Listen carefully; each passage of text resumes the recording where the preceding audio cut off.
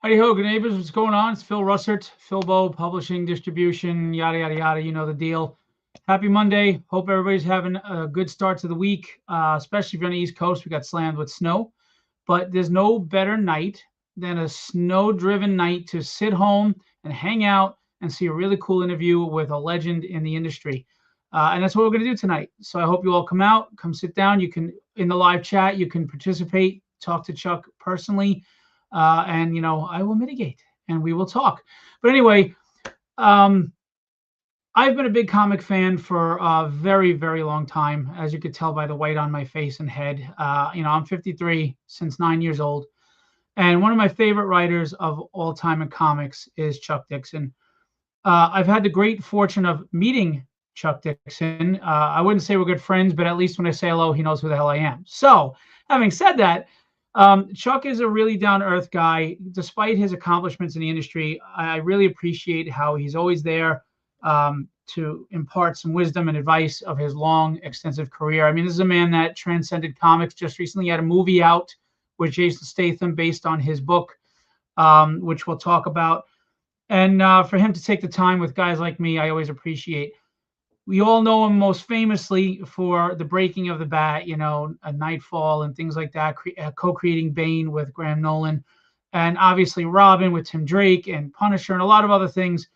But he's also done a lot of great independent stuff that maybe you're just not as aware of that we're going to get into tonight, like Seven Deadly Sinners, which is live now, as well as other things he's done. So without further ado, comic legend, writer, extraordinaire, transcends into movies. He's the Mount Rushmore of writers for me. Chuck Dixon. Geeks and geekettes. Hey, hello. How are you? How's everything? Good. Doing good. So, as you can tell by my intro, I'm a kind of a fan. But I message you and annoy you from time to time. I do apologize if I message you too much, but not a problem. I've come to you with, writing advice and stuff. I read Hunter Ninja Bear, and I was telling you how it's so impressive that you're able to write in the dialect of the time.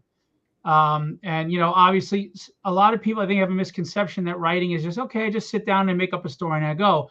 There's a lot of research involved. Most writers are usually some sort of historian, and I get the sense from you that you are, because you're really knowledgeable about many historical times in history. So, I mean, how does that play a role into your writing as far as the research and development of these stories and the dialects of the time and understanding even just the time period itself, like the thoughts of the time frame? Well, I mean, to me, nothing's more annoying than reading a historical drama where everybody acts like they're in 2026, Right. And they have these attitudes. You've got to write set in the time period, and apparently that offends a lot of people. But as far as the dialects go, you got to stick to the lexicon of the times. You can't be using words that are anachronistic to the time period. But beyond that, it's pretty loosey-goosey. I mean, I've read stuff from the time period, that I'm writing in, and I just try to give everybody their own voice. And the thing about dialects and the thing about the way people used to talk, I mean, we are all kind of homogenizing because of, TV, radio, all the rest of it. We're all exposed to the way each other talk, and we're losing dialect. Well, we've lost regional accents to a large degree. But back in the day, if you lived in this part of town, you talk different than the people who lived in the other part of town. Right. Or somebody 20 miles away, you use different words. And I rely on that because there's no such thing as an exact dialect from the past. It's whatever you can make up. And I take comfort in the fact that, Shakespeare made up 1,500 words. He didn't have a word for what he wanted to say, so he made up something that sounded right. And I just kind of fly that way when I'm writing dialect in the past. That's pretty cool. But, that's a good point, too, that, you really don't think about is there is no universal for a time period. It depends regionally. It could be as, regionally as just your neighborhood. So, yeah. I mean, yeah. I watched a show. It was on a couple of years ago, Mayor of Easton, and it was set in where I grew up. And whoever wrote it lived there. And man, they got the subtleties of the dialogue and the dialect and the accents absolutely perfect. Absolutely perfect. And I mean, that's tough to do. Yeah, I mean, giving a distinct voice is difficult. Never mind, just like you said, dialect. I'm mostly writing in the modern times because I know my shortcomings as a newer writer at this point. I'm not there yet. I don't want to push it, but even just like you said today, some people using contractions differently, or especially with our lazy language these days, OMG. But Yeah. It's funny because I saw a review on the latest Star Trek show, and they said one of the biggest issues with it is that for something that's supposed to be centuries in the future, they're talking like millennials would talk right now. Yeah. And Yeah. it takes you out of it because it just doesn't make sense. It doesn't fit. So absolutely. Yeah, and that's something to ponder. I never really thought about that. You said something in the future, and you've got to give it a voice entirely of its own. I think that's why so often in Star Trek in particular, they'll reference works from the past. They'll reference literature from the past. Right. And that's like the only, because they can't make topical references, obviously.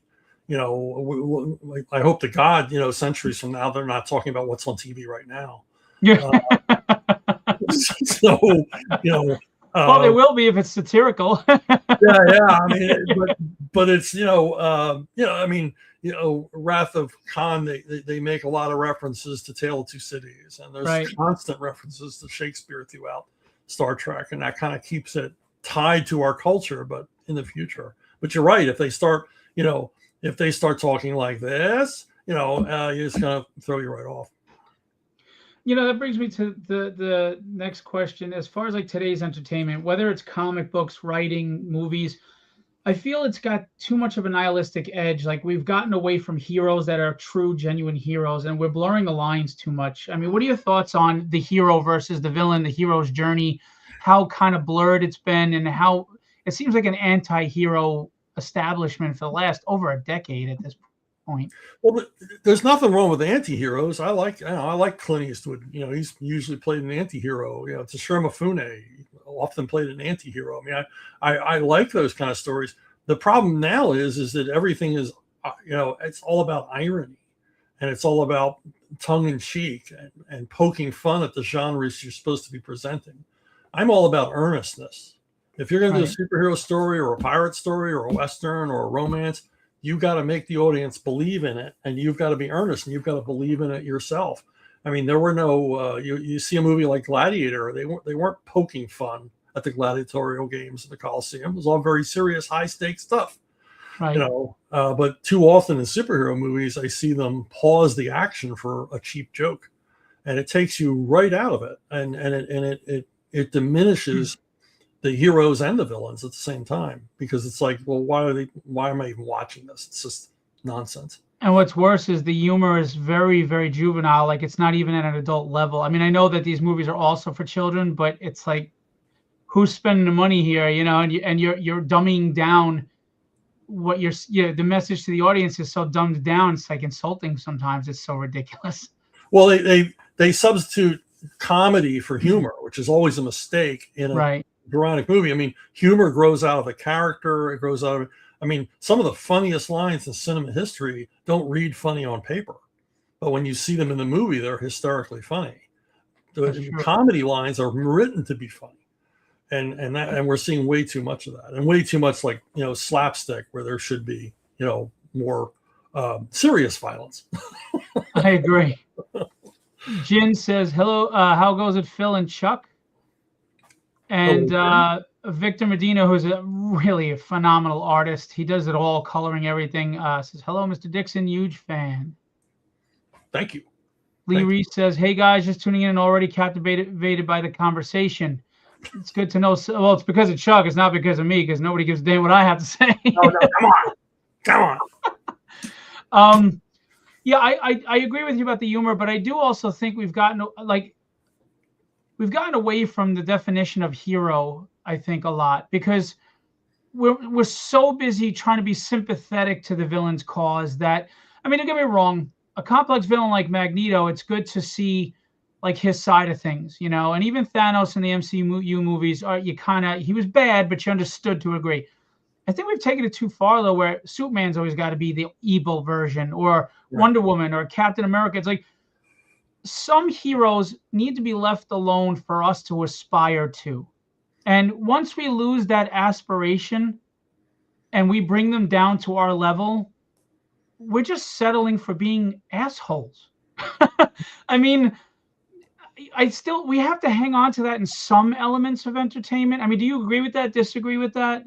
I agree. The hero should be the hero. He should, once upon a time, the hero of the movie showed up, and we learned from what he did and how he reacted to things, who he was. Too often now you see a movie and he's the hero, but he's got some tragic, traumatic past that's always kind of crippling him emotionally. It's like he needs to grow as a human being. And it's like, I don't want that. I mean, when John Wayne rode on the scene in the first scene in the movie, I didn't know where he'd been. I didn't need to know any of that. What he did next told me all I needed to know about him. And I'm all for villains that you have a little bit of sympathy for, because it makes them three-dimensional, but they're still villains. They still have to be stopped. And what they're doing is wrong. And they don't, and you can do villains where they don't see what they're doing is wrong, and they're the worst. Right. Drax in Moonraker thought he was saving the planet, but this guy's got to die. Right. So yeah, I mean, I want my heroes to be heroes. And the thing is, there are heroes in real life, friends. There are people that are superheroes. I mean, I wrote a series of Medal of Honor books about Medal of Honor winners in the U.S. Army, and these guys were superheroes. I mean, you read these books and you're like, how could that even happen? How could this guy even do this? And so, there are heroes, real heroes among us, and, policemen, firemen, people that risk their lives every day for us. And I think that we need that. We need to see that. We need to aspire to that. And if you tear it down and make them, weak or personality problems or whatever, and like I said, I'm all for the anti-hero, but I want to see an upright, bold, upright hero sometime. Yeah, let's mix it up a bit. Yeah. Couple of people. First, Todd Rayner said, "Hey, Phil and Chuck, big fan. I know Todd, but I don't have time right now. It's about Chuck, not me." Oh, look who's in the house. One of my favorite people in all of comics. He's a good man. He's been good to me. I appreciate him. Larry Stroman. Oh, Larry! A couple of stories I did. If you guys don't know Larry is honestly, when I was down and out, he was there to try to help me out when I almost died from COVID. He was there. So Larry's a good man. Larry's the best. Larry. Hello, Larry. Good to hear from. I love his style. The fact that he has a style that no one else has. Like when you see Larry's work, it's Larry. That's it. No one else. That's something to respect. So yeah. Very cool. Raphael, I recently wrote a piece about the villain, what makes them the villain, and talked a little about the pure hero. And that's fine, because even if you go from the villain's perspective, you're delineating a hero and a villain, which I think they're too busy making the villain sympathetic, whether it's the Wicked Witch of the West, or it's, they just keep, or they made Cruella de Vil a sympathetic figure, and she wanted to kill puppies. Right. To wear them. Yeah. No, there wasn't even a highfalutin reason for doing it. Right. It's a fashion statement. She was pure evil. Why do we want to see that? And the box office showed nobody wanted to see it. So, right, exactly. Yeah. Raphael, now I'm about to write a piece on the pure hero, and you're right, people are too easy to write them, but I think the pure hero is harder to write. I agree, and I think a pure hero is harder to write because these days people find it corny and boring. And I disagree. I mean, I wouldn't want, like you said, not every story, but I disagree. I think there are so many stories that could be told about the corny Superman that would make him interesting, but they always think they have to deconstruct in some way or tear him down or make him our level, and it's disgusting. There's so much nuance to Superman, to the whole concept. I mean, you could explore it forever. He's not just a big blue Boy Scout. Right. This guy he's the last of his kind. He's alone. He's God's lonely man. And he's looking to connect to humanity. He wants to earn a place in humanity, and also on the flip side, he has these awesome powers, and everybody's looking to him for help. And it's like, that's a strain on a guy. This is so much to Superman, and they, anybody who doesn't understand that.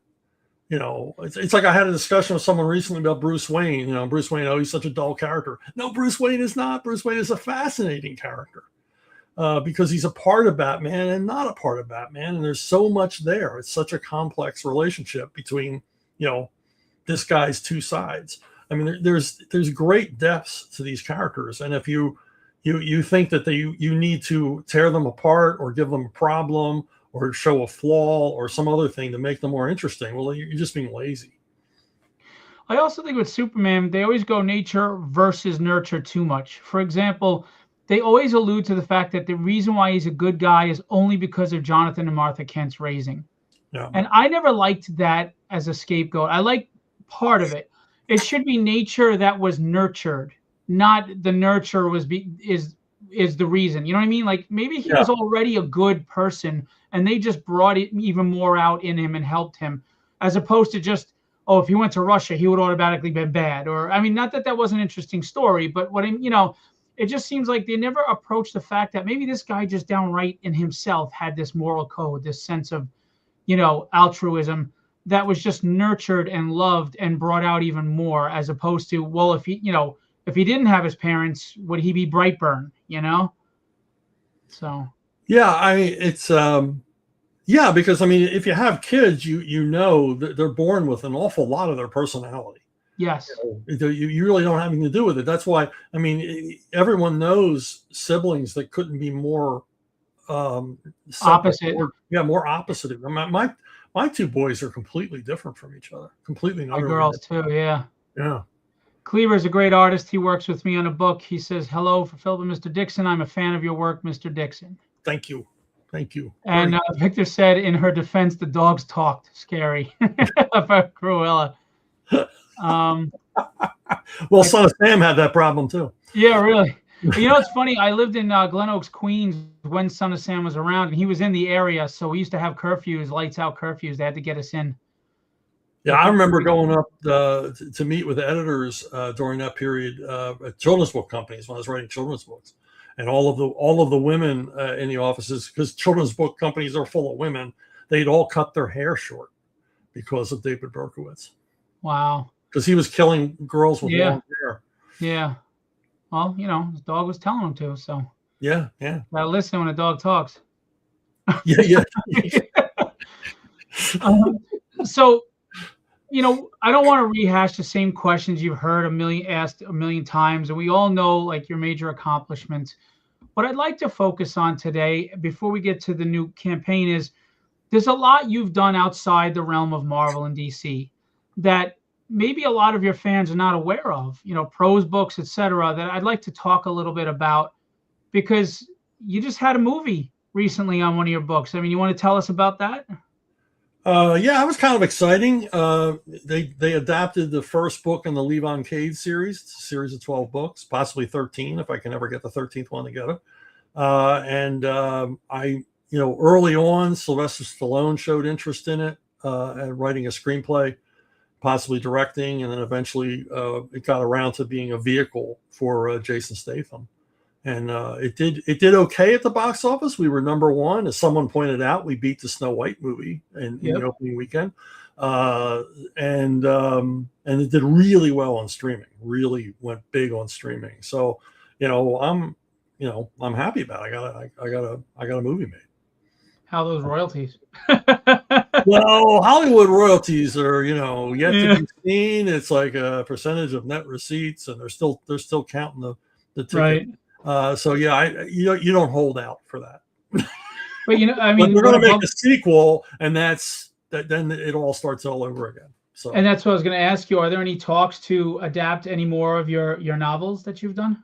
Well, yeah, I've optioned a couple of things recently, both comics and novels. So there's a lot in play, but cool. But they're going to, it's typical. They're going to talk and talk and talk for a long time before anything comes together. Well, So that's a bucket list. I mean, I know that just got to feel amazing though, that when you see your name on that big screen and people are watching this and it's based on everything you've created. So, it I was mean, oddly nerve congratulations. wracking to Really? see, to see my name on the big screen. It was a little bit of a freak out. I did not anticipate that. Really? Yeah, I'm like, my heart started racing. I'm like, what is this? What has taken hold of me? So it was very, Humility, which is good. That's a good thing. I guess, I guess, yeah. So That's good because some people, they all of a sudden they'd be walking with a different swag. You're no, like, look at this guy. no, not me. Not me. I didn't Hmm. reinvent the wheel or anything. But very cool. And then of course you've hooked up with the Rippaverse and you've done titles there. And obviously, prior to this, what's in the works for you in the comic world on the independent scene before we get to Seven Deadly Sinners? Well, I got a graphic novel coming out from Archaven soon called Black Warrant. The art is all done on it. It's basically it's like a dangerous version of the Punisher. I don't know. It's going to be controversial. It's kind of like what Mike Barron did on the title, whose name is escaping me right now. His vigilante story, and and then I'm also doing a Levon K graphic novel. It'll be a graphic novel adaptation of the first novel. Oh, cool. And they're talking to me about a sequel to Hunter Ninja Bear. I've already done some writing on that, and probably got a bunch of other stuff going. And I got a bunch of other creator-owned stuff going that it's too early to talk about. But how are you enjoying life after the big two, where you have the freedom to do what you want? You're still in demand. You're steering the ship yourself, and you just get to really get these ideas out of your head. I mean, how are you enjoying this? It's great to wake up in the morning and you don't need anybody's permission to write. There's no gatekeeper. There's no, I just write what I want to write. And even at Rippaverse, which, technically is a gatekeeper, I have a great degree of freedom. I pitch stuff to them. They always say yes. And, and even on the stuff like Alpha Core, which is theirs, it's a hands-off policy. As long as I don't mess things up, they're very happy with what I'm doing. So again, I write what I want to write. Very cool. Charles said, "Hey, Phil and Chuck, Private American is what you were talking about." That's I knew it had an American title, Private American. That was Mike stepping out there into the controversy. Iron Ghost is my favorite story and collaboration that Mr. Dixon has done. Yeah, we're in talks about that, with doing that as something outside of comics. Sweet. Yeah. Hey, Chuck Dixon, any Westerns or war books? I have kind of an unusual Western coming out. I think Graham's agreed to publish it through Compass Comics. Oh, cool. It's called Buttermilk. And then also through Compass Comics, we're going to represent Storming Paradise, the miniseries that Butch Geis and I did about the invasion of Japan, what might have happened in 1945 if the atomic bombs did not work. Oh, wow. Yeah. So Graham's going to be reprinting that. Very cool. Yeah. Dominic, who is a talented artist, if you could give 3 tips on the best way to pitch comic to a TV or movie studio, what would they be? Todd McFarlane recently said you should hit 50 issues first before pitching. Do you agree? No. You can have 5 pages of art and start pitching. You got a good concept. You don't need to wait. I mean, I heard from a director last week, and he's like, you'd know his name, and you definitely would know his movies. And we had dealt together back when I was at CrossGen. We spent a lot of time talking about projects and things. And he reached out to me he vaguely remembered something that I had worked on or mentioned years before. And he was interested in it. And I said, well, I'm actually completing the graphic novel. I can send you pages, and I can send you the script for the first book. And so you don't need 50 issues. Todd didn't wait for 50 issues. I know. I was about to say, Spawn wasn't at 50 issues. No, if you can catch fire with some, awesome images, because they're always looking at comic work. they're always looking at comic work because it's all so much of their production work is done that they don't have to think about. Raphael's off to do his show, The Written Writ. Go check it out. And he said, Chuck, keep up the good work. Thank you. Thank you. So what about 3 tips to give when you're pitching a comic or TV movie to a TV or movie station? Well, you want to have that high concept, you want to have that line, it's Die Hard meets, Sweet 16, whatever. My joke is now that sounds interesting. my joke is always it's Die Hard meets Die Hard 2, but and you want to.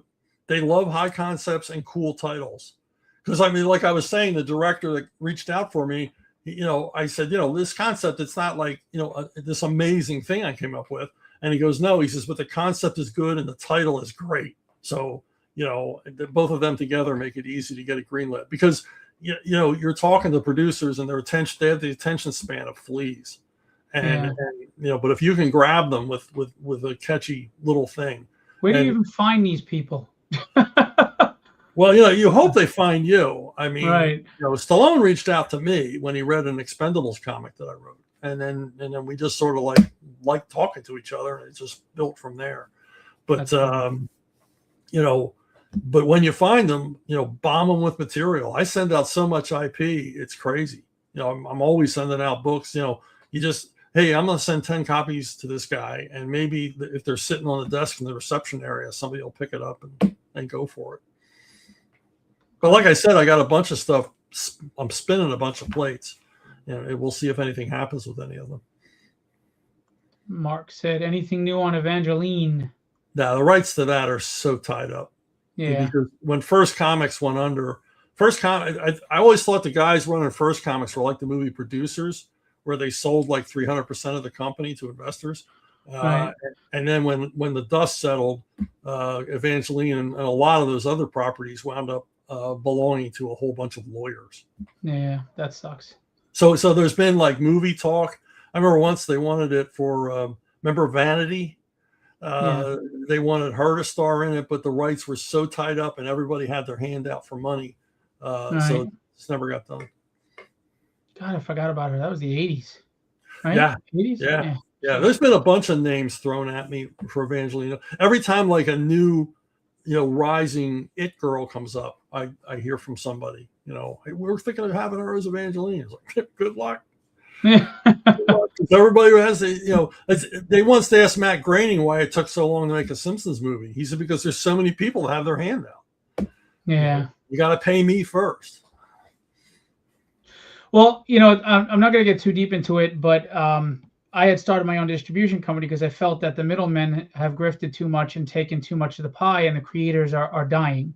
Yeah. They're struggling with their really tight profit margins while the middleman's making his money, and it's like, wait, but I created this. I'm the one. I'm the brainchild. How am I not the one making the money? And I think it's hurt the industry a lot. These middlemen have come in, they grift, they pick the bones off the carcass, they move to the next one, and they also pick winners and losers, which is right. The gatekeeping of it, exactly, and it just kills creativity and fresh new ideas. And the Western market is not about fresh new ideas because that means risk. Right. Everybody thinks that the race swapping and everything is because of a woke agenda. I think it's more laziness and it's more saving money, because to invest in a new black character and invest all that time to try to build a fan base is exhausting your wallet and their time. But if they could just take the mythos of Superman, make a black Superman, you've got all those people on board already. And I think that's more of what it's about. And it's lazy. It's killing the industry with all of this lack of wanting to take any bit of risk. I mean, even just a small risk. Well, I would argue, because back before woke and back before diverse, we CrossGen, we were seriously going to make a Way of the Rat movie, and number one, everyone said put a white guy in it. The reverse of what's going on now. So we put a white guy in a comic so that he would be in the movie. And then my argument against that was, well, why can't we have an all Asian cast? Well, it won't sell in the West. I said Crouching Tiger and Hidden Dragon made 200 million Right. at the American box office with subtitles. And they said that was a fluke. And then a couple of years later, Mel Gibson makes Apocalypto. Right. And it makes a fortune. So you can make these movies, but you actually have to work at it. Yeah, they don't want to take any risks. And I think that's one of the main reasons manga is kicking our ass, because they take risks. They'll take a book about a chef and turn it into this successful story. And because they just want to tell stories, you know, it's corporate is just too controlling at this point. Well, Shane, so many of Chuck's stories over the years. Thanks for all those great comics. It was my pleasure. Trust me, I love my work. So, yeah, I mean, if you read about how manga is done, I mean, it is largely directed by the readers. Yes. I mean, they have polls, and you move up, and your series can get canceled if your numbers aren't good with the readers in the polling, and that's why they have to throw weird new stuff out there, because there's no other way to get attention. And the manga audience is receptive. They want new, different stuff. And the American audience probably does too, but they don't give it to them.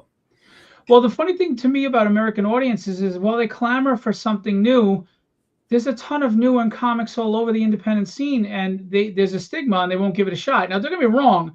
Some indie books are just not there, whether it's because of the budget or their writing or whatever. I get that. Right. But there is a lot that is. No. And it's still struggling to get known. And I just feel like put your money where your mouth is. Don't tell me you're tired of the regurgitated crap in Marvel and DC, but then you won't go back a Kickstarter. You back one Kickstarter a month, maybe you find, even if it's 1 out of 5 that you found, like, oh man, this is really good that I can look forward to. But the other stigma is, I think, with independents, without having direct market distribution, who knows when the next Kickstarter is coming out? And, we have short attention spans. I mean, even Image suffered with late books, and they were superstars. Now imagine you're a Joe Schmo like me, and it's every 3 months before you put out a book. So it's tough. It's tough. Yeah. Well, I mean, it's tough for everybody. I mean, you're a relative newcomer to this, but then you got people that are at the peak of their powers. These have been long time professionals in the Kickstarter, in the crowdfunding realm. And, they face the same problem. You gotta keep stuff coming out. Now you're on the wheel, and you gotta keep turning that wheel. I agree. Mark, you did a Time War book for Apple Books. Any way that gets collected? Yeah, I could collect it. I mean, maybe I should do that. And I'm loving this. What's your take on Brandon Sanderson's recent Apple TV deal? Do you think it could work for comic property? His deal has been called unprecedented because he has full control. Okay, I want to need a little background on that. Yeah, I didn't know anything about that either. If he's given complete control, like a manga artist would be given complete control, that's cool. One would hope that pays off for him, because it'll pay off for the rest of us. Yeah, I think we just need some American outlet that literally wants to take even small risks at just something new and exciting, and trying to go out there. And who knows? I mean, I think there's a lot of changes in this industry going on and coming. And I think, it always has to get worse before it gets better. And I think Diamond showed how bad it can get. And I think things are going to start getting better again. I really do. People are starting to think outside the box. They're starting to try to reinvent the wheel. Some of that's going to fall by the wayside, but some of it's going to land. And I think it's going to be good. No, it's an exciting time, because people say, well, is this the end of comics, or comics going away? It's like, comics haven't been this vital in a long time. I mean, there's like everything's out there, and there's all these creative teams, both newbies and accomplished professionals, going at this and doing good stuff. I mean, you just got to look around, be open to something new, that doesn't have the Avengers or Justice League in it. And I've been telling people, indie is not the same as it used to be, right? Because a lot of us are hiring people like you, and getting covers by major artists. And so we are getting the high talent, the resumes on like Hunter Ninja Bear. You have beautiful artwork with Chuck Dixon writing. I mean, there you go. It's something different. It was something new, and it was such a good story. And again, and then the illustrations just were beautiful as well. So visually it was stunning, and then of course it's your writing, and you really captured the time periods well. So that's what I'm telling people. Start paying attention to independents, because Marvel and DC have left a lot of their people behind that really made them what they are. Because you have these new editors that don't have that relationship with you, or whatever the case may be. Well, they're still in the comic world though, and now they're working with some of us that can afford them, and you're getting books. So go check it out. You have two things going here. You've got all of these underemployed comic talents who want to still do comics, and then you have a great audience that the mainstream comics have left behind, who still want to read comics. So that's the success of crowdfunding. Those two groups get to meet and explore new characters and new situations. I agree. Mark said, "Love the ice cream stick scene in Punishment." Without laughing at that. That's all I ever got for that being in the movie. The Thomas Jane movie was hearing the audience finding that scene so funny. So moving to the independent scene, you have something going on right now, which I'm going to play the trailer. Okay. And let me know if the sound should be on. If it's not, please tell me. When the law leans hard on a brother of the road, 7 of the baddest of the bad join forces to bring $1 million in California gold to market. In the wildest, gnarliest, deadliest rally race ever. Over 100 pages of rubber burning, road raging, gear jamming, gas guzzling action. They're wild. They're free. They don't give a damn. A retro instant classic of a lifetime in the making. Coming at you from comic book outlaw Chuck Dixon and legendary cartoonist Bob C. Hardin. And the hard-riding gang at Riverside.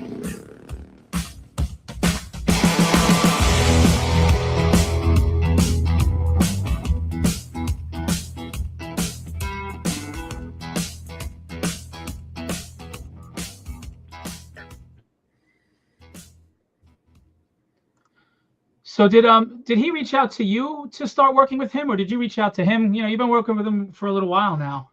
You mean Eric? Yeah. Sorry, Eric July, yeah. Well, no, I mean, they just announced this Rippascend thing, and I had been working on Seven Deadly Sinners for years with Bob. Bob's an instructor at the Kubert School, in addition to being an incredible cartoonist.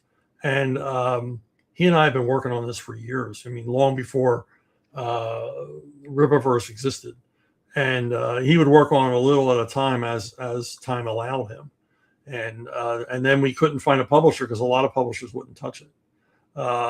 We'd get placed, and then they'd read it and say, "We can't publish this."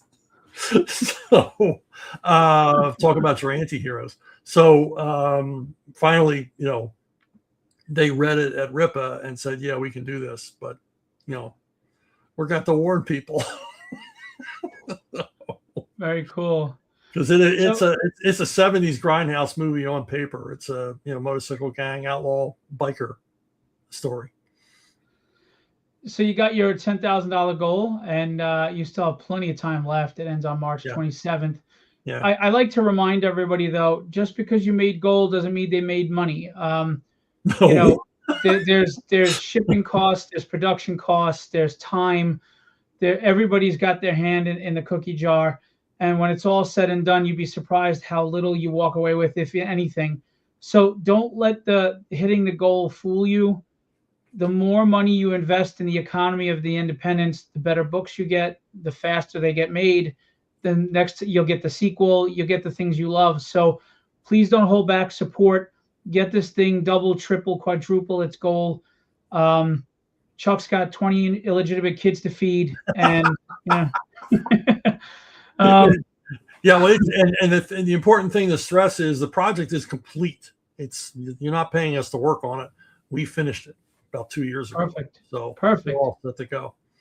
How many pages is this? It's like 120 pages. And Nice. and there's lots of tchotchkes. There's 3 different versions of this awesome movie poster, and it's a full-size movie poster, 24 by 36, 1-sheet poster by Bob, and everything's designed by Bob. We got stickers, we got a beer koozie, we got T-shirts. So, Bob,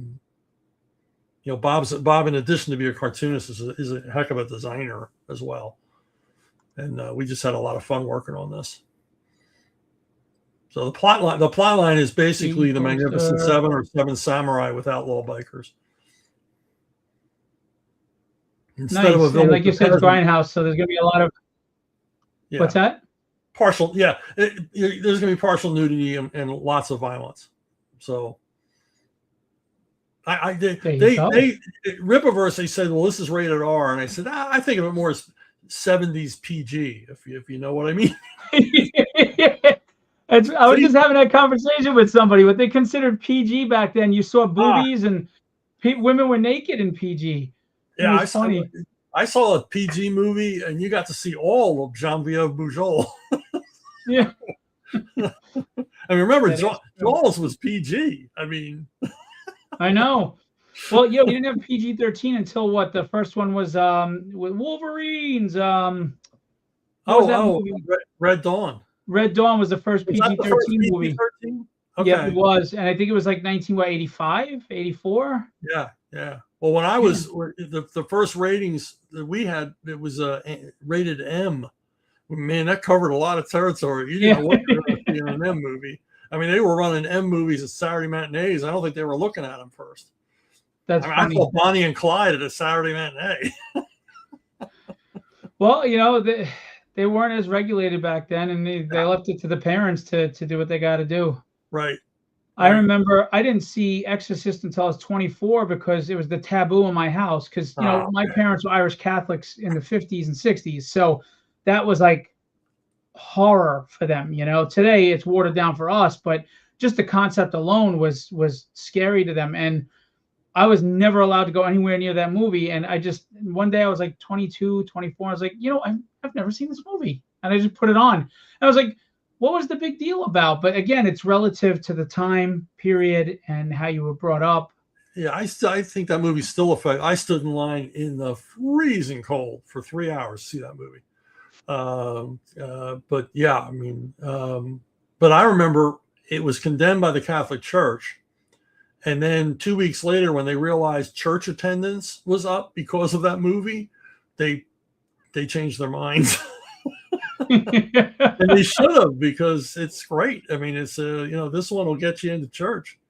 It had a big cultural effect. It really did. Oh man, you seen it with a live audience those first few weeks when you had no idea what you were going to see. Yeah. Well, just the fact that you see a child using that language being possessed, it wasn't just visually disturbing, and the idea was disturbing, but here's a kid like cursing and saying the most vulgar things on TV on the movie screen. Yeah, and also it's shot in kind of a almost documentary style, which really brings it home. And then Friedkin cheated every way he could. There's all kinds of subliminals in that movie to freak you out, And then and I love the new version where they restored, my favorite scene in the movie, and but I don't know why they cut it. I guess for time. But I didn't see the new one with the edited footage. Yeah, well, they do the scene where she comes down the stairs backwards. Where they is it like a spider crawl? Yeah. Yeah, but that's not my favorite scene. My favorite scene is when they're in the middle of it. They're almost getting ready to go back in the room for the last time, and Father Merrin and Father I can't remember his name. They're sitting on the steps. They're just sitting on the steps, exhausted, and the young priest says, "Well, why does the demon do this? Why did they do this?" And Father Merrin explains it's to make us feel more animal, to make us feel undeserving of God's love. And I'm like, why wasn't that in the original movie? Wow, yeah, it's powerful. It's a great scene. I love that movie. It's one of my top 10 favorites.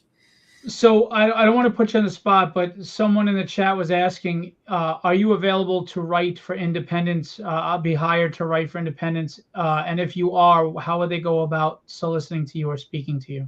Well, they can reach me at Bruno Bookstore at gmail.com. That's where, I think we communicate. So Bruno, it's spelt the way it sounds, Bruno Bookstore at gmail.com. And reach out if it's something interesting. I mean, I want to make sure I bring something to the party. Obviously, if it's not interesting to me, I can't do my best work. So we'll see. I mean, the Finoglios reached out with Hunter Ninja Bear, and I'm like, this idea is so crazy. I want to write this. I asked you, and you turned me down. Damn it! Sorry. I can't say yes to everyone. I'm just playing with you, but you were busy. I got you at a time where you actually, the movie was coming out. You were writing stuff in Rippaverse. I got you in a really tough time, so I understood. I'm just busting your chops. I mean, come on. We come from the generation where you bust the chops of the people you like, not the people you don't like. That's exactly true. It's exactly true. That's like the initiation, right? That's the He-Man Woman Haters Club. You bust each other's chops. So just like you said, Bruno Bookstore at Gmail, BRUNO Bookstore at Gmail, right? Yep. So with Seven Deadly Sinners, is this a one-off story, or do you have plans for continuing this in any way? Or no, it's a one-off because I'm not spoiling anything. Some of the sinners don't make it to the end of the book. Okay.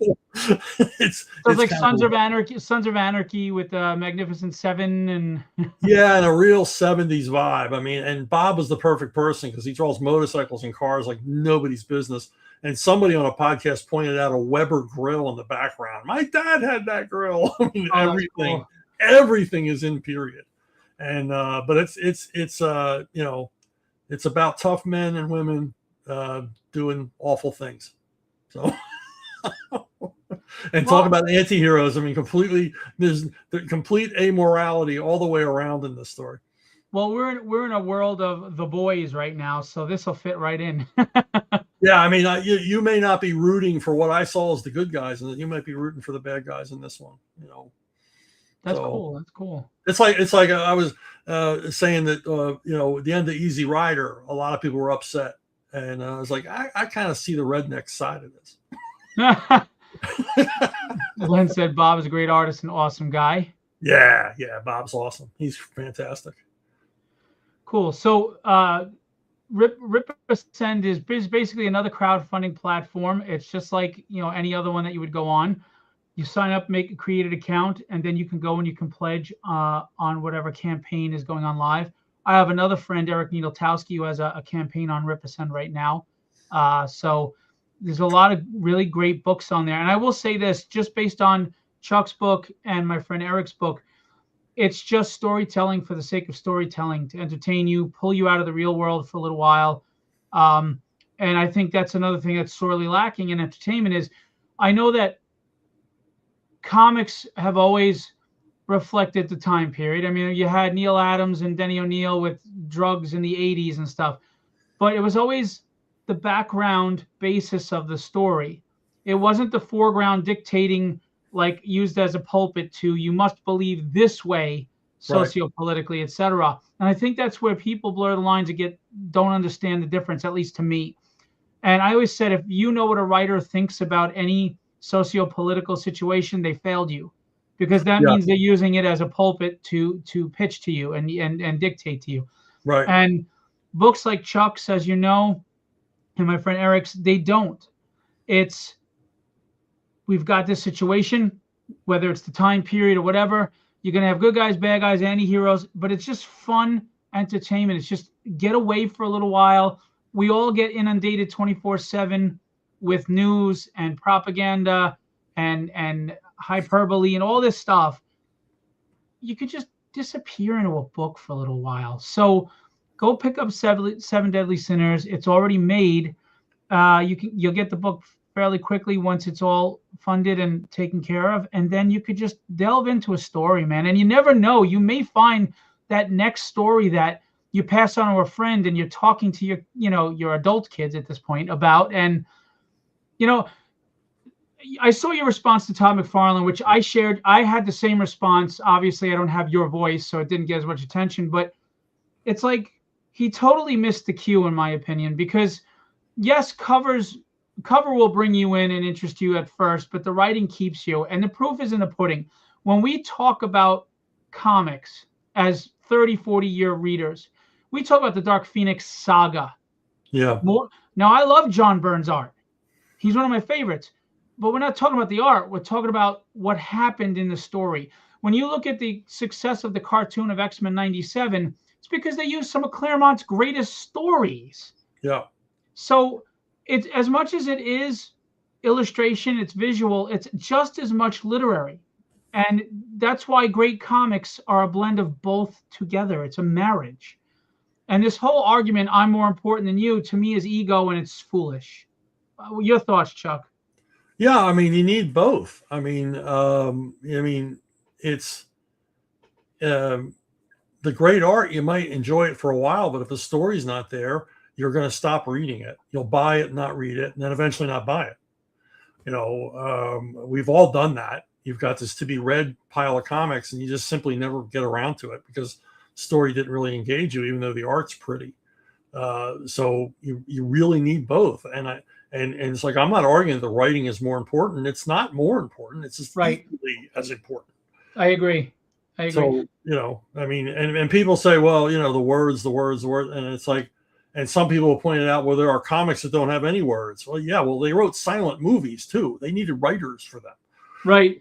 It's not just what you're reading. There's more to a comic. There's art direction. There's scenery. There's background. There's panel description. Exactly. Right. So, yeah, I mean, I don't know why Todd keeps banging this drum. I mean, certainly he's been successful primarily on art alone, because for the most part, the writing on his books is subpar.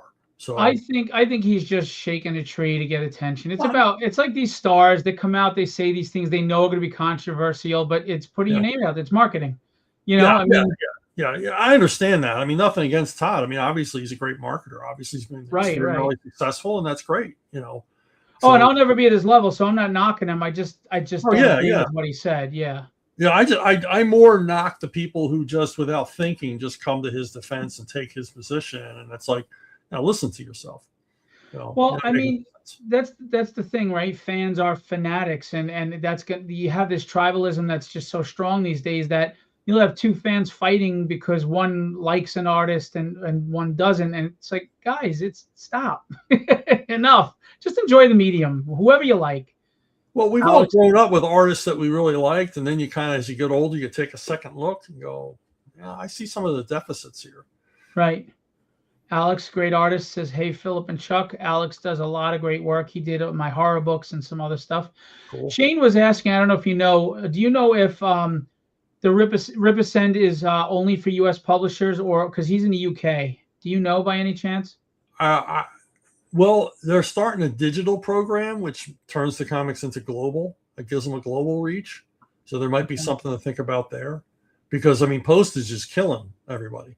I know. On these projects. So, they've got a number of projects digital, and I certainly want them to take Seven Deadly Sinners digital to get that global reach. So, yeah, I mean, I wouldn't let that stop me from submitting to them. Cool. Rod says, hello, guys. Another talented artist. Why isn't it popping up? There we go. Hey. Mark asked, any crazy kaiju books on the way? Joe Bennett and I really want to do something kaiju. Dude, you do a kaiju book, I'm all over that. Well, it wouldn't be a book. It would be a feature. Seriously, they want us to bring Zaylan back, our kind of cosmic character. Yeah. And I can 100% guarantee you that when he comes back, there's going to be some kaiju elements in part of it, because I really want to do something like that. And David Donovan, who runs a great show here in Rockaway, if you ever come over to New York, Chuck, you should do the show. He says your Nightwing is one of his faves. Me too. Thank you. I think a lot of people, I don't know, they went away from your Nightwing too much. It's just, I don't know. Well, I'm not going to get into that. But anyway, please, Chuck. I can't answer because I don't look at any of it. For me, the biggest crime is what they did to Bane. Bane, it wasn't the Venom that made him so formidable. He was as strategic as Batman. He was as intelligent as Batman. This is a man that studied him, got Right. his weaknesses. He didn't break his back because he was stronger. He broke his back because he out strategized him. He Yeah. was 2 steps ahead of him the whole damn series. And then boom, he took him out. That was the threat of Bane, and they turned him into this dumb brute that if you just cut the line of the Venom, he's now Batman can kick his ass, and it did not get the character at all. No, he didn't understand the utter ruthlessness of this guy, and he's a real chess player. You know? And that's the thing. You went into his background of his childhood and how it toughened him up and made him have to be smart and 3 steps ahead of everybody to survive. Yeah. And they totally just dropped the ball on that. It's a shame. It's a shame. Well, again, you know, it's another character I don't think they fully understand. No. Have a good night, Lee. Always appreciate the kind words. Kilius Eric, I can pick 4 or 5 artists that I loved on Spider-Man, but I definitely didn't stop reading it because the artist changed. Fair enough. Yeah. There's titles I've read and I keep on reading, you know, and then you run into a patch where I don't really like this guy's artwork, but he's not going to be here forever. Right. Right. And that's another thing. I think that Marvel and DC don't want you to fall in love with the artist. They want you to fall in love with the IP. So they get these artists that can't become rock stars. They get people from overseas, cheap page rates, and that can't do shows here that aren't going to become there's a few like George or Jorge Medina and stuff that have created names for themselves. But for the most part, they're going very low key on the art, in my opinion. In some cases, it's, I mean, no disrespect because I can't draw, but some of the art is just not what you would expect from 2 big publishers. I don't know. I could go on a million reasons why I think the industry that could really help the industry, but every time I do that, my haters just troll me and give me shit. So, Chuck, I have a lot of haters, Chuck. You would think I was somebody important with how many people have invested hate in me. They created a YouTube channel about me. They're all clicks, so the laugh's on them. So. Yeah, they created a YouTube channel about me. Is that crazy? I know. Wow. I'm infamous. Jeez, I didn't know I was. I didn't know I was talking to an influencer. So. Yeah. But all right. So again, tell us a little more about 7 Deadly Sins. Why we want to buy the book. Why we want to pledge right now. Besides the fact that I'll find where they live and toilet paper their house. Well, yeah, and we knew who we're talking about. It's like I said, it's like 7 Samurai, Magnificent 7, but it's like a 70s outlaw biker flick, and it's 7 badass outlaw bikers get together to help a buddy of theirs. He has a hippie commune up in Northern California, and he's growing marijuana by the ton, and he can't get it to market because all the sheriff's deputies in his county are corrupt as hell. And they all want a piece of the action, and so these bikers get together to get his dope to market, and it turns into the last half of the book. Almost the last half of the book is a continuous motorcycle race across open country that gets really crazy, as only Bob C. Harden can draw it. He makes a car chase on paper exciting. Very cool. Yeah. A lot of fun to work on. Packs, you got a cozy for you. Got a lot of like swag. You got stickers, sticker sheets, T-shirts. You got the whole merch pack.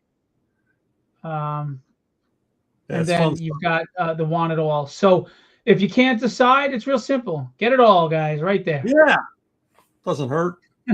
If you don't like the comic, just buy a T-shirt. T-shirts are cool. I love those T-shirts. Hell yeah. So besides 7 Deadly Sinners, what's coming next after that? We're going to do a solicit for a Something Big omnibus. We're going to do a crowdfund for that. It has a bunch of extras in it and variant covers and all the things that come along with that kind of project. I've got this new novel out, Guns of Mars. Hang on, let me. It's my version of Edgar Rice Burroughs. Nice. Story. It's been described as a spaghetti western on Mars, and that's kind of what I set out to write. So I guess I did it. That's out, audio, Kindle, hardback, and stuff coming up next. I mean, I'm always doing projects that I can't talk about. I know I got more Alpha Core and Horsemen coming from Ripa. And like I mentioned, Storming Paradise from Compass Comics. So you one of the last times you were on my show, you had told a story about how you literally had like less than 24 hours to turn in a script. And it's funny, I write my scripts very quickly. Like the one that you read, I literally wrote in like 4 hours. wow. And that story stuck with me because it always impressed me that you could just put out a story like that. Yeah. And I don't know if you know the artist Sean Chen. Yeah. Yeah, Sean's a great guy, and he said to me he doesn't understand how I can write a script that quickly like that. And I told him about your story, and for me, I just approach it like I am just telling a story to my kids in a campfire at the very start. And then you go back and you professionalize it and you tweak it and you do what you have to do. But right. I mean, what is your process when you write your scripts? Like when you go, I mean, I know you do a lot of research and a lot of your things, but obviously you come up with an idea, and how does it go from the spark to the page? Well, I come up with like the big scene, what I want to get to, like if I write a kaiju scene, well, I want to do this and I want it to be like that. Okay, now how do I get there? And what's the reason for it? And you got to make it make sense. And if I have the big scene, whether it's a comic book or a novel, then the next thing is the opening, and the opening is all important in any kind of story you write. And once I have the opening, and I got my big scene I'm working toward, I'm off to the races, and I'm just writing toward the big scene, and then coming up with stuff along the way, and then thinking all the time. Every scene has to accomplish at least 2 goals. Is this scene funny, but also character revealing? Is this scene full of action, but also building a feeling of dread at the same time? You want to keep that pot boiling. And largely it's because, I have a mortal fear of boring readers. So I don't want to bore anybody. So it's like, how can I keep this moving? So well, you haven't yet. When it comes to opening, at least in comic books, being as visual, do you feel it should start with an action scene, or do you think that really depends on what the book is about, etc.? Like some people think you have to start bombastic right away to catch the reader first. Well, there's different kinds of bombastic. There's that great splash page John Byrne did in Fantastic Four. It's just this big close-up of Galactus, and he just says, "I'm dying." Okay, okay, I gotta read this story. I gotta know what's going on. Right. But you want to, what you don't want to open up on, and I see way too many comics open up this way, and I've seen this for decades, is 2 people talking that I don't know who they are. I don't know what they're talking about, and mostly I don't care what they're talking about. And then it leads into 2 or 3 more pages of them talking before something happens. I mean, something has to be happening on that first page and second and third page, and it's got to draw even the most casual reader. I don't care if you're in the middle of a 6-issue arc of your story. Every chapter of that needs to engage from page 1, and so somebody could be coming in the middle of your story but find something there that brings them in. So you have to think about these things, and that's what I see. That's my biggest complaint about American comics, and this goes back, all the way. And I see it. I saw it way too much, and I still see it. I'm big on cliffhangers. I like that last splash page that makes you go, "Oh shit!" Yeah. Or where is this going? Yeah. And not even so much as a hook to get you to read the next book, but I always found it intriguing. It really gets your adrenaline flowing, and it makes you feel like, okay, I read this for a reason. I didn't waste my time, because now it's like, oh wow, there's a payoff. Like, oh, this is, even if you don't have the answer right now, there's a payoff of knowing that, oh, this just elevated, this just went somewhere. What are your thoughts as far as an effective cliffhanger? Well, yeah, you want that holy shit moment at the end, especially if you're working on a new series, you don't have 70 years of continuity. You can't just suddenly pull Dr. Doom out of the woodwork and stick him on the last page. So you really got to come up with a cliffhanger that makes sense and has real stakes for the characters and really deconstructs the plot line that's happened up until that point. And, so yeah, I mean, you got to have that cliffhanger.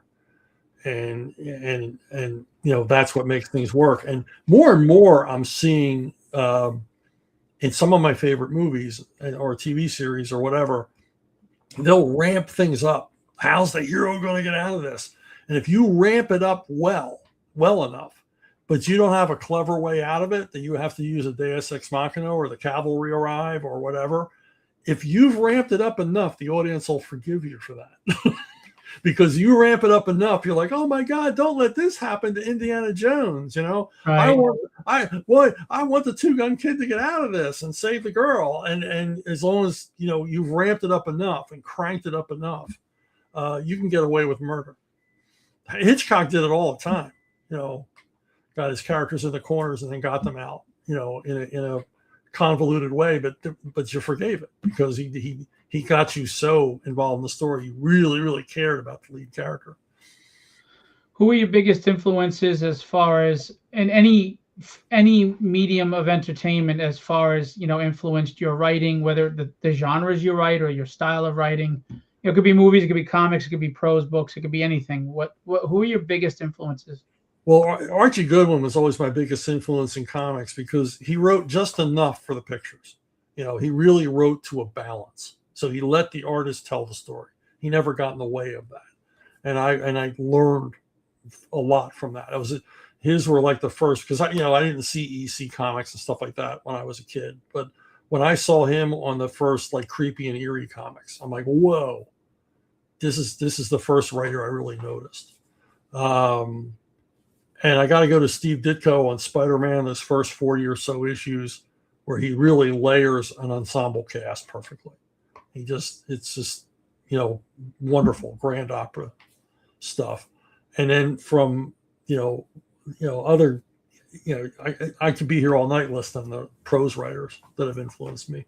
Donald Westlake, James M. Cain, Patricia Highsmith. I mean, I could go on and on. Edgar Rice Burroughs is a huge influence. Very cool. Yeah.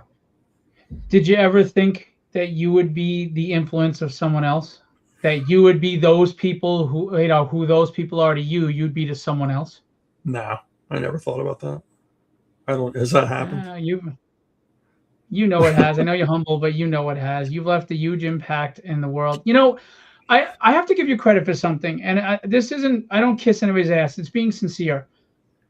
That whole point of breaking the bat could have easily gone over as just a shitty gimmick for DC to get sales, like the death of Superman pretty much wound up being, right? Mm-hmm. But because of you and Graham, it wasn't. It was a solid story. It was part of the folklore. It was the next evolution in his life, and then everything that happened in Night Quest after on his way back. And there's one scene that always sticks with me in Night Quest when Batman's coming back, or what the third one is. He's standing on a gargoyle, and he's scared shitless. He's afraid to jump. Yeah. And I was like, that's so real. Like, who the hell? I don't care how confident you are. You're jumping off a freaking 20, 30-story building, for Christ's sake. Yeah. But that moment grounded him so relatably to me that I never felt that connection to Batman before until that specific scene. And that's why I want to give you and Graham, of course, credit through his art and his creation. But you guys, you turned something that could have easily been a shit gimmick into a beloved story that people cherish. And part of that is because of Bane. It was a worthy adversary. He was a worthy villain. So I want to give you kudos for that, because I don't think people recognize that enough. Well, I'm gonna stick up for Denny here, because Denny, going into this, said, we want a story. Now, he was under pressure to do something akin to Death of Superman, but he said, we're not doing a stunt. We're going to do, this has to be a real story, and it has to have, long-lasting impact on the Batman character. And we're going to answer questions about Batman here, and we're going to establish things here for the first time, and we're going to come out of this the other end with a villain that will last. And that was his challenge to us. And he came up with the framework, and he hired Alan, he hired Doug, he hired me to write it, and we were all earnest, we were all into it, and we all recognized this is a golden opportunity as comic book writers to do something special. And all of the dramatic high points were there for us. We just had to get to them. And man, we were just itching to write this stuff, just itching to get at this stuff. I mean, we were so worked up after the first summit to get back home and get to work. And Denny kept it real all throughout, and we had lots of really deep discussions about what we were doing and where the characters were going and all the rest of it. But everybody knew their job, and everybody, stayed on target. And, so a lot of that was Denny. And of course, the other art teams saw as an opportunity. Graham and I were like, yeah, this is our time here. And, you actually gave another part of the success of that story, I think, is you gave fan service without it feeling like fan service, because he faced all his villains. Like you got to see him going against all the villains you want, even Zaz and all of them. Like you got to. So, and that's the tricky line, giving that fan service. Like I love Cobra Kai because they gave fan service without feeling like it was forced fan service, like Star Wars did with the sequels. Right. And when you can bring in an older generation who love that Penguin, and the newer generation that's like, oh, who's this Bane guy? And you can meld them together like a Cobra Kai did. You just created an audience while cherishing your former audience or your current audience. And comics aren't doing that anymore. They're alienating the old audience to try to get a new audience that's not coming on board, or at least not enough. So you guys did this wonderful balance of bringing on new readers and bringing on new life while honoring and cherishing the longtime Batman fans. And I think that was a huge part of the success. I mean, was that something you had to really consider and think about when you were doing this, or you wrote what you wrote and it worked out? No, we were fans ourselves. So there's an earnestness there. I remember when we were doing the Arkham Escape, and we will all we divided up the villains. I'm going to write this one, this one, this one, this one. And I said, I really want Scarecrow. And I said to Alan, I really want to write the ventriloquist. I want to write the ventriloquist so bad. Would you let me have the ventriloquist? And he said, go for it. And boy, did I have fun writing that character. And so, that's what we were doing. And we were able to explore all these different villains. And then when Azrael becomes Batman, we get to revisit all the villains again. And you all get to write that fantastic scene where whatever villain it is suddenly realizes this isn't the same guy. Which makes it even more interesting again, because now the whole interaction is different and their reaction to it is different, because they're expecting Bruce Wayne and they're not getting Bruce Wayne. But for each of us, it was like, how can I approach this in a different way than the other guy did it? And it was really, it's just a lot of fun. There was just a lot of energy there. And it comes off in the story. It comes off in the story. And it sounds like no ego, and which is big. Like if you look at the greatest rock bands, there was no ego. Rush and all them, there was no ego. Everybody was just equally. We know our role. We know what we need to do. We know where we fit. Yeah. But when it comes to like Nightfall or even Nightwing or any other books you've written, was there ever a story that you wanted to tell that they wouldn't let you, that you regret not being able to tell in any of them? Well, in Nightfall, there was a lot of discussion. I was always discussing about logistics, and I seemed to be the only one interested. Not Nightfall. It was after Cataclysm. I was always thinking of logistics, even in Nightfall. I mean, I had to find out, okay, if you broke your back, what would you need? What urgent care would you need within the first few hours after that injury? And so I went into all that in that one issue. And I made that the suspense element. Can we get a hold of this drug that he needs to be injected with now, in order to cut down the swelling so he doesn't become paralyzed. But later on, after Cataclysm, Wayne Manor is destroyed. And we go, oh, well, it's rebuilt. And I said, and like all of a sudden it's just rebuilt. I said, well, let's think about this. There's a great story here. I said, you couldn't rebuild Wayne Manor on site, because they would find the cave. Right. I I said, what if they rebuild it off-site on like a huge slab, concrete slab, and then one day they come to do the last finishing touches on it and it's gone. It's been moved in place overnight. And I said, and we just hint that Bruce called Clark and asked him for some help. And Superman moved Wayne Manor and put it down where it was supposed to be. And Denny was like, no, we're not doing that. They can't do that.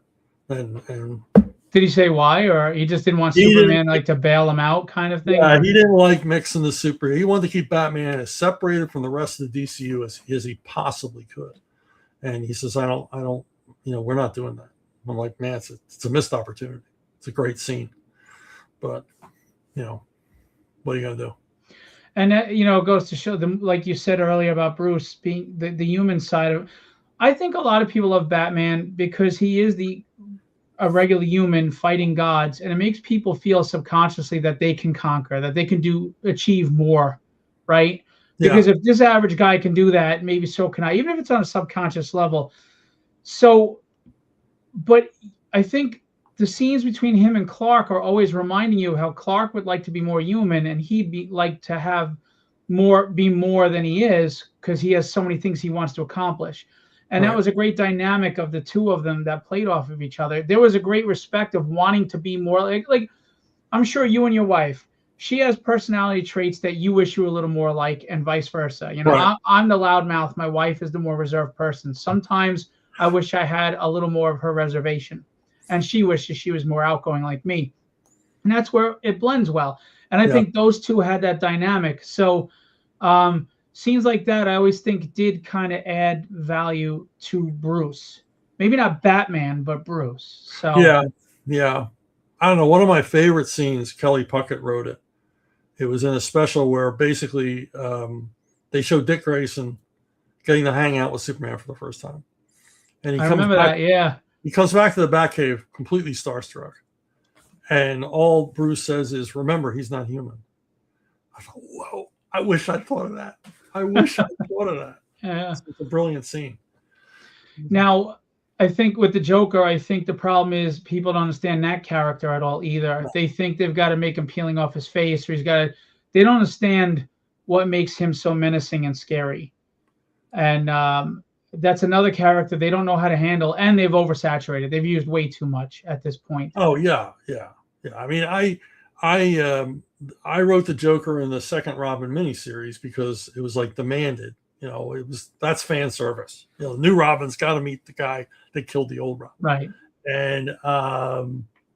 And I sort of lifted some plot lines from some classic, some tropes from some classic Batman stories that I love, and included them. And I was really just like avoiding writing the Joker himself.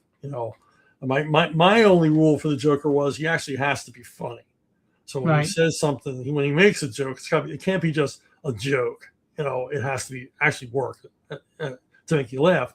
And that was my only thing. And then when I got doing more Batman work and there was no avoiding it, eventually I would have to write the Joker again. I remember talking to Scott Peterson, and it said, nobody wants to write a bad Joker story. I mean, you can write a bad Cluemaster story, nobody's going to remember it. You write a bad Joker story, that's going to stick to you like stink the rest of your career. And he said, well, the thing about the Joker is he reinvents himself every morning. And I said, that's it. That's the key. That's what I needed. That's the key. That's what I needed. So I really got into, and I know other writers have done this as well, Joker telling his origin. And of course it's different every time. And it's funny because one of my favorite Joker scenes was actually written by Kevin Smith in a book called Cacophony. And the reason why I really liked it is because the Joker was on antipsychotic drugs and he was actually lucid and he was sharp, and Batman was trying to actually connect with him, thinking that it was his insanity. And he was like, no, make no mistake. I may be lucid right now, but I fucking hate you. I hate you, and I enjoy making your life torment. And you're my yang to my yin. Yin. I genuinely, drugs or no drugs, I don't like, I want you dead, or at least in pain. I just thought it was interesting. But if the fans didn't vote Jason Todd to get his head bashed in, and they offered you a new Jason Todd solo book. Have you ever thought of where you would take that character? Because he was so hated for being such a snot-nosed little shit. Yeah, I don't like that character. I don't know what I would do with it. I mean, I kind of wrote my version of that when I created Tad Ryerstad in Nightwing. Somebody who just doesn't get it, Right. just not, doesn't understand what they're trying to be. I didn't like Jason Todd, and Denny told me, he says sometimes a character gets away from you because remember they rebooted Jason Todd, and he was still unlikable. Yeah. It's like, and so when it came to create Tim Drake, they very consciously created characters very different, and then I built upon that. He's never going to be arrogant. He's never going to be overconfident. He's going to understand I'm not a natural, and and I thought that made him more relatable. Because Dick Grayson's a hard act to follow. Yep. Well, you succeeded because Tim Drake to some people is the best Robin. I mean, he's been solidified, despite all the changes they've made, but he's been solidified in comics. So yeah, I mean, kudos to you on that. Is there a character that you never got to write that you would have loved to, and like they had these grand ideas for that you think would have really, been like phenomenal and stuck with the fans for life? Yeah, Graham Nolan and I, we have this fantasy where we get to do like a 2-year run on Fantastic Four. So I would love that. Yeah, we got our opening story is a killer. It's a really, with your sense of logistics too. I think that would have been awesome. That would have been great. Oh my God, that would have been fantastic. Yeah. No pun intended. All right, everybody. Actually, a play on words, not a pun. Yeah, fair enough. All right, everybody, get the petition together. We want Chuck Graham on Fantastic see where that Four. gets you. I do want to ask you this, and I hope you don't mind. You said I could talk about anything. There is a false stigma on you that really aggravates the shit out of me. I mean, it really does. Yeah. I know that politics and tribalism and all these things happen in comics.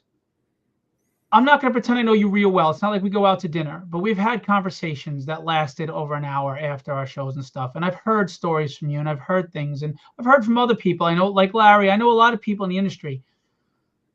You have this stigma for being this right-wing nut job that hates gay people, hates diversity, blah, blah, blah. And I'm really tired of it because I know that's not the case. I know that's not the case. And I know you voice a lot of frustrations with what you see going on in the industry that I share, a lot of people share, but you do it in a tasteful way. You're not trying to be a shock jock. You're not going out there and trying to stir trouble and get attention, but you just have an opinion like anybody else because you truly care about entertainment. You care about storytelling as an art form. And I get that about you. So I wanted to give you a platform, a moment to just tell everybody who has the misconception of who Chuck Dixon is, who's Chuck Dixon? Who are you? Well, I am a right-wing extremist. And it comes by honestly. I put out yard signs for Goldwater when I was 10 years old. So, I'm not a Johnny-come-lately to this. I don't speak conservatism as a second language. But what people don't, it's not that people don't understand me, they don't understand conservatism. They think that conservatism, you must be a racist, you must hate gay people, you must hate everybody's different than you. And it's like, no, I'm a conservative. I am for the individual. And whatever you want to do, let your freak flag fly, but and deal with the consequences of whatever your actions are. But I want the best for everybody. When I see the thing is, right now, I'm not going to explain who I am. I'm certainly not going to apologize. And I'm not going to say, well, you have no right to believe I'm this for, this or that other reason in my personal life, because to hell with you. Okay. I've never done anything that's proven the accusations against me. It's never appeared in my work. And I can run down a list of things that I did before anybody else did that are now, the thing to do. It's never mattered to me who I worked with. It's never mattered to me about characters. And like you said before the show, but I got in trouble. My biggest objection was, instead of making this character who's never been gay, why not create a brand new gay character? We all know why they don't do that, because that's hard work. But to me, if you did it right, you might have a huge success on your hands. But I'm not going to explain who I am or all the rest of it. It's because even if I did, first of all, you're inviting them, you're showing them your throat. Gotcha. And I'm not going to. That's like apologizing when you get and they cancel you, even worse. I got you. You can only get canceled by apologizing. If you just stand there and go, "Yeah, you called me a racist," I guess by your definition, I'm a racist. Well, it's funny that you say that, because long story short, I don't know Ethan Van Sciver well, but I woke up one morning to hundreds of communications, because Ethan took it upon himself. He saw my book Tragedy. You read the first issue. He had the second issue, and he promoted the book. I didn't know he was doing it. I was grateful that he did it. I agree with some of Ethan's opinions about writing and stories, but maybe I wouldn't do the shock jock approach. But I have nothing against him. Just like if Eric Larson promoted my book, I'd be thankful to him as well. And he's very far left. Right. I don't care about the tribalism, but I had my conservative friends going, "I didn't know you were Comicsgate." I had my liberal friends cursing me, and I was like, "Guys, I don't even know what you're talking about." Nobody knows what they're talking. I don't know what's Comicsgate. I always joke, hey, if there's Comicsgate, then I'm the Jesus of Comicsgate, because I was the first one to come into the light. Yeah. But then I found out what they were clamoring about, and I was like, they were looking to cancel me, and I'm a little nobody. So I just put out a video and I said, "Listen, here's the deal. I'm not going to apologize for being grateful that Ethan Van Sciver, a man with a name, promoted my book. It was very kind of him to take that time out. Right. But I don't do tribalism either. My tribalism is my family, and I just want to put out a good book that everybody likes, and I'm not apologizing for shit. I don't get fucking canceled." And guess what? It all went away. But if I had apologized and went on an apology tour, they would have eaten me alive. Yep. And look at Comicsgate. I mean, I don't understand Comicsgate, because there's people that I work for, work with, like and admire, who hate each other. I know. I like everybody in Comicsgate. I have no problem with that. I guess I'm like the Ferris Bueller of Comicsgate. I get along with all of them, and it's like, why does this guy hate this other guy? So what did they do? I don't want to know. I don't want to. It's like after convention, and you're with the last holdovers at the hotel bar, and they're going into some crazy thing that happened at the convention. It's like, I don't want to know who's sleeping with you. I don't want to know any of it. I just want to move on. And Comicsgate, the same thing. I mean, I see the most vile things said by people that I admire about other people I admire. I know. Well, sometimes I think it's just a marketing tool, right? I mean, fake outrage, sex, it all sells. Controversy and sex will always sell, period.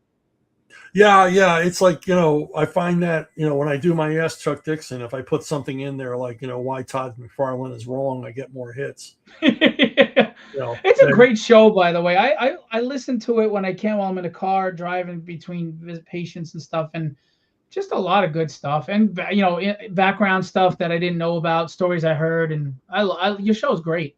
Oh, thank you. Thank you. Well, I owe it all to the people who ask the questions, because people say, "Well, you need to do a podcast." I'm like, well, what will I talk about? I really need somebody to ask me a question. Well, it's funny because I had went into DM and asked you a question based when I read Hunter Ninja Bear about how do you know the language of the time? Right. Where do you find that and stuff? And you said, "Oh, coincidentally, I'm actually my newest," and it was just coincidence. You go, "My newest."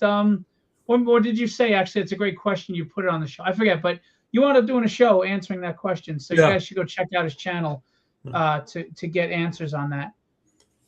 Do you have any tips before we go today to aspiring writers that are trying, like schmucks like me? Like you've read 2 of my books. I'm not asking for you to talk about them here. This is about you.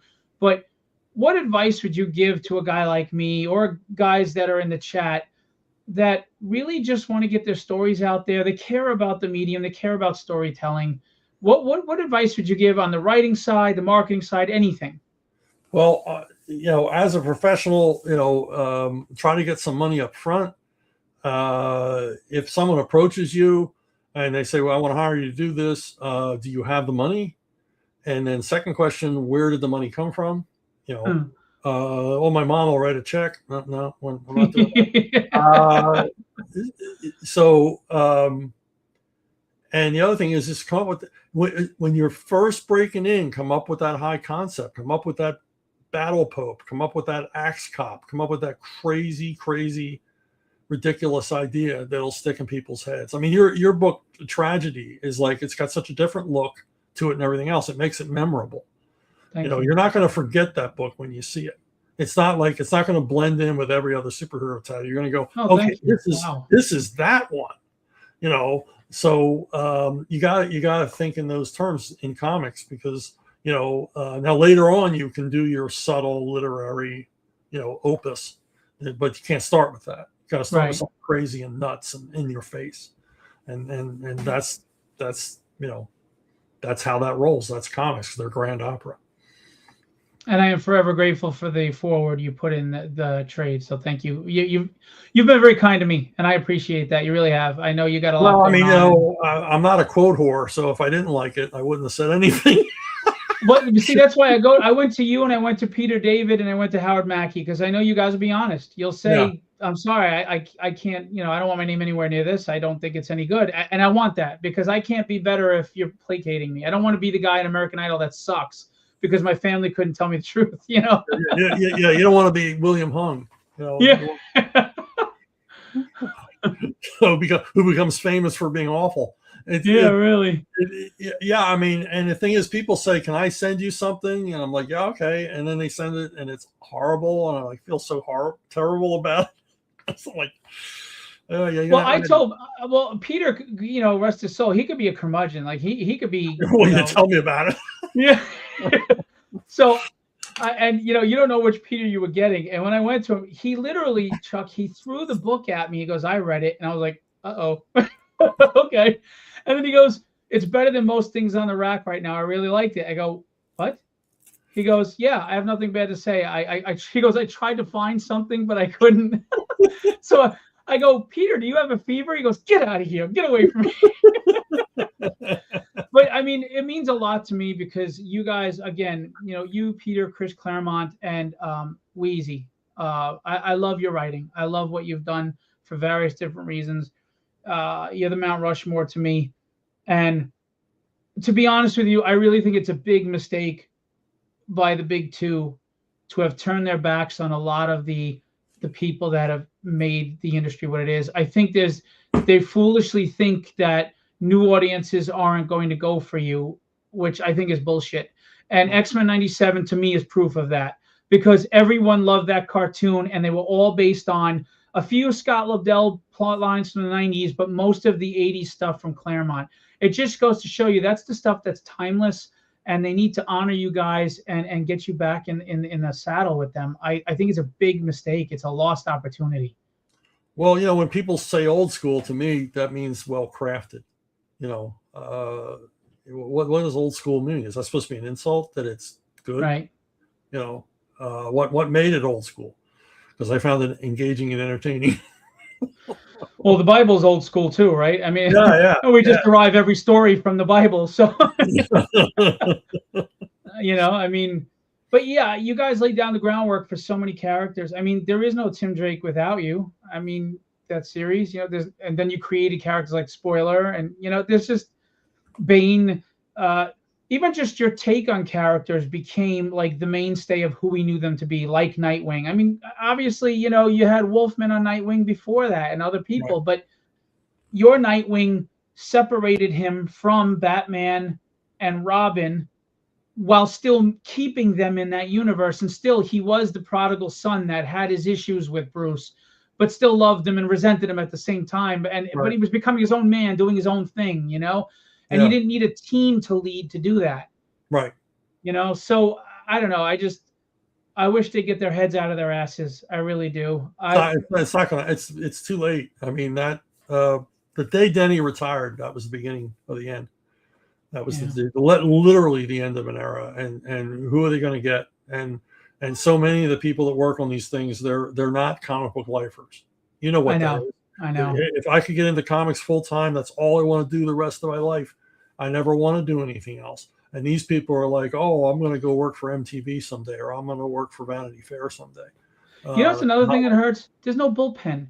I used to Howard Mackey would tell me the stories when you were sitting there in the bullpen joking around, acting like a bunch of clowns. You weren't getting paid a lot. You loved what you were doing. You're a bunch of kids. And then when you had oh my God, he just passed away. Famous editor, Secret Wars and everything. Shooter. Thank you, Jim Shooter. Yeah. He told me this story where they did a rise. They built a rise to put the desks on because Shooter would come in and he'd loom over you.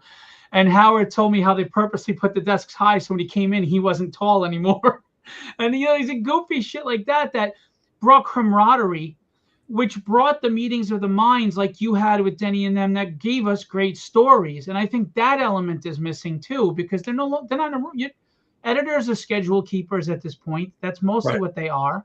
Right. And you're just getting emails. You don't even know the people you're talking to at this point. No, and the bullpen was a madhouse. The bullpen was like a newsroom where the president just got assassinated every day. It was crazy when you have the energy and the nuttiness. I remember seeing editors coloring covers that had to go out that day, and they're coloring them. One starts at the top, the other one starts at the bottom. Wow. Because there was no time to wait for just one of them to do it. I mean, just nutty stuff would happen. But that's born from passion, period. And that passion, I think, is just not there anymore with the new people. I don't. No, it's not. They don't. It's just like movies. I mean, movies used to be made by people who love movies, and I mean the producers, the studio heads. They're not anymore. They're made by a guy who wants to make sure that when they produce the movie, they hire his catering service. Right. So fair enough. Yeah. Well, I will tell you, I appreciate your contributions that continue to come into the comic world. Everybody, you need to pick up Seven Deadly Sinners. If you enjoy The Magnificent Seven, if you enjoy Sons of Anarchy, if you like biker gangs, if you like the 70s, if you like Pale Rider, Jesus Christ, sorry. Yeah, there you go. Yeah.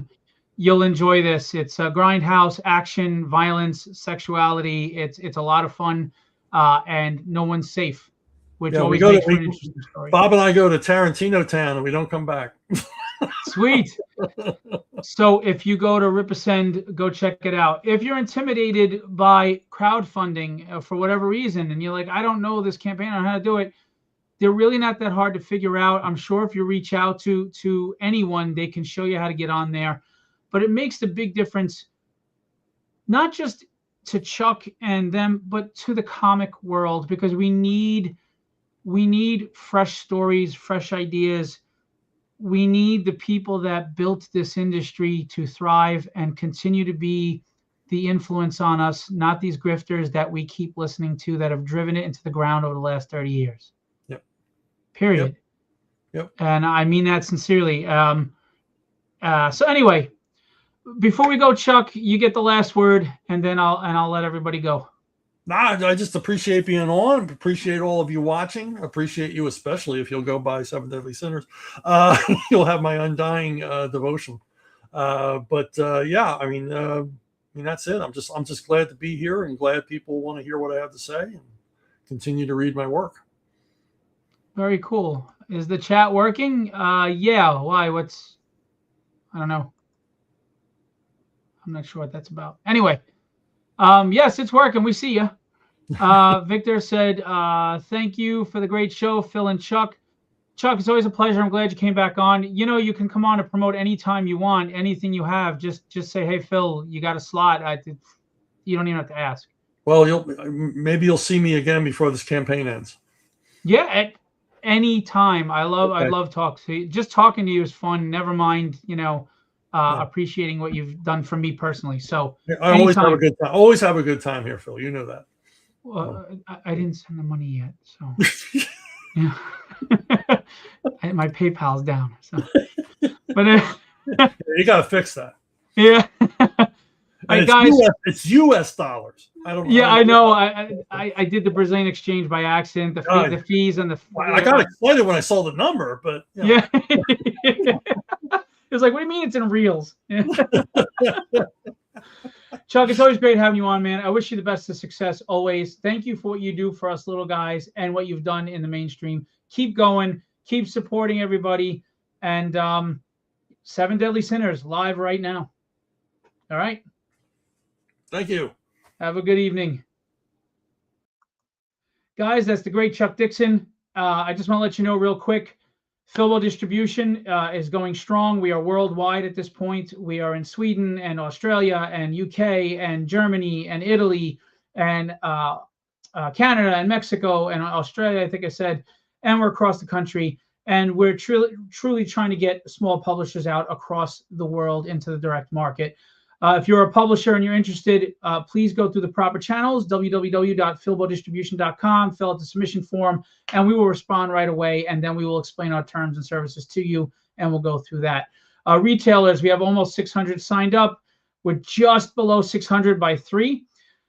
So if you guys would please give us a shot, give it a try. There are plenty of books that you will enjoy. And lastly, we have our free poll, which is our version of Free Comic Book Day. The FOC is the 1st of March for those free books to be in time for the May 2nd day of celebration. Also, Philbo Publishing. Please go check us out. We got a lot of great stuff. Papa 2 is coming out. I didn't want to ask him to say anything on the show because I feel bad. It's really about him than me. But Chuck read Papa issue 1, and he liked it. He thought the dialogue was really authentic and original. He didn't see the ending coming. I got him. And he really liked it. So, and you heard that he liked tragedy and he thought it was interesting. So if you don't believe me, believe the great Chuck Dixon, which is an honor to me that he would say that. So please go check out and sign up for Papa 2. If you sign up, I will give you the PDF to issue 1 for free so you could read it and see. And then if you like it and you want to pledge on the campaign when it comes time, go for it. If you don't pledge, it's okay. No worries. So that's about it. Appreciate you guys coming out. I'm glad some of you got to talk to Chuck directly. Again, he really is a good guy, and I think he's very misunderstood by some. And that's why I just wanted to bring that up. I'm not into the political divide. I'm not right or left. I'm just about common sense, freedom, and personal accountability, and wherever that lands is where I land. But Chuck is a good guy, and he gets a lot of flack that is unfair. Anyway, so thanks to him for coming out. Thanks to you all for coming out. Philbo Publishing, Philbo Distribution. I'm hoping soon to have some huge announcements that I am biting my tongue I want to talk about. Anyway, Philbo, this is the year of Philbo. Believe that. All right, I'll leave you with what I always leave you with. Be legendary and have fun storming the castle.